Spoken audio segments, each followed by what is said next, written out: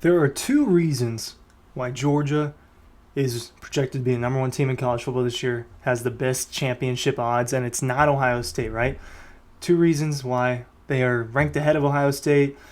They're getting more love than Ohio State, right? Because when I look at Ohio State's roster and I look down the depth chart, I look at that list, and I'm looking at Jeremiah Smith as a true freshman. I'm looking at Micah Buka. I'm looking at the running back room, the offensive line, just the whole thing.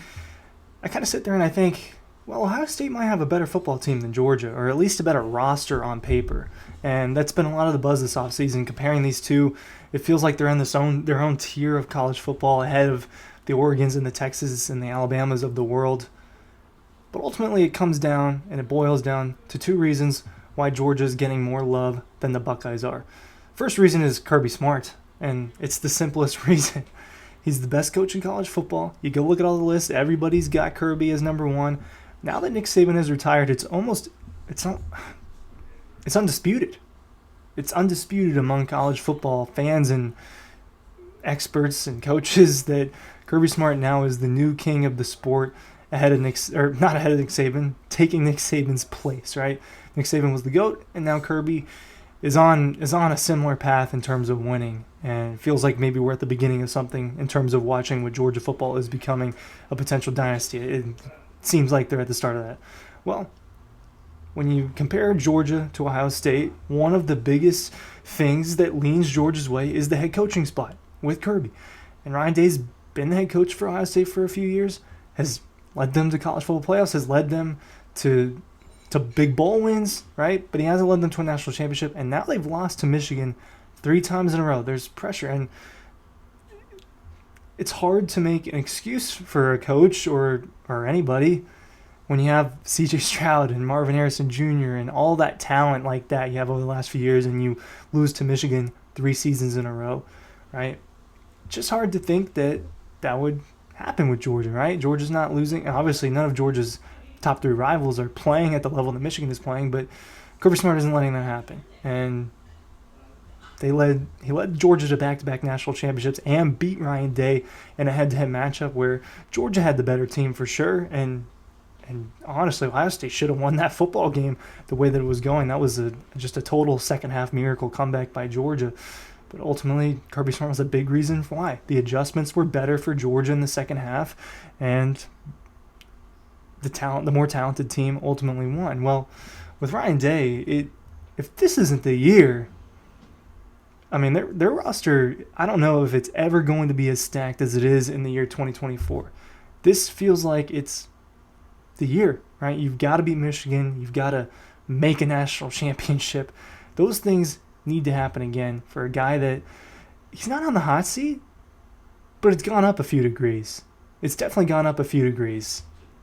Ryan Curley from Dawg Post talking about the reasons why Georgia really is number one heading into the 2024 season. I think that they've been ranked number one, honestly, pretty much almost every week since the beginning of 2021, right?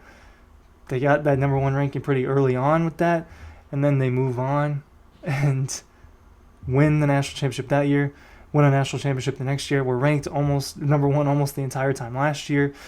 I think you're going to end up seeing that again, especially if they keep piling up the wins.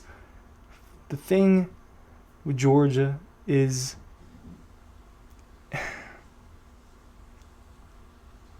things are done in a very particular way. And it's done that way because of Kirby Smart. As someone who covers the team, I don't cover Ohio State. I don't cover Michigan. Obviously, I cover college football in general along with Georgia, but I don't cover other teams in the very specific way that I cover Georgia. One of the things that you notice, though, when you talk to other beat reporters, when you're at these bowl games and you're meeting people, and you can also just kind of tell, it's like a military zone in Athens. And the football facility, it's like this lockdown military base with information. You see the clip with Kirby Smart the other day, and a reporter's asking him, hey, can you name some of the position groups? Can you identify the position groups that you think you're lacking a little bit of depth in? Kirby Smart goes, yes. Obviously, the reporter was looking for him to answer, and he says yes with a straight face. And, with Kirby Smart's little twist on that, he doesn't love the local media. The reporter was obviously looking for Kirby to name a couple of the position groups that he thought there wasn't enough depth. Well, Kirby doesn't take the bait on that. And then the reporter goes, well, can you Can you share that with us? And Kirby simply says no, right? There are other coaches that do that. There are other coaches that are short with the media that like to keep things in-house and keep things tight. But it shows you just the military zone. Another example, right, with the things at Georgia is how secretive things are with practice, right? They only let us see a little bit of warm-ups here and there. They don't let us know if we're going to see practice sometimes until a couple hours before. Everything is really locked down. If someone's caught spying on Georgia's practice, you're getting in trouble, right? It is ran in a way that is just different. I'm sure things are pretty locked down at Ohio State and Michigan and Alabama and all these other programs, but they do have like this military tyrant, right? I think it was Kirk Herbstreit a few years ago when Georgia was playing Michigan, and he said it on the broadcast in that Orange Bowl game that Kirby Smart was a tyrant. Well, yes, that is part of the difference. I think number two, the second reason why Georgia has better odds than Ohio State and is getting leaned on is the quarterback position. So reason number two being Carson Beck instead of Will Howard.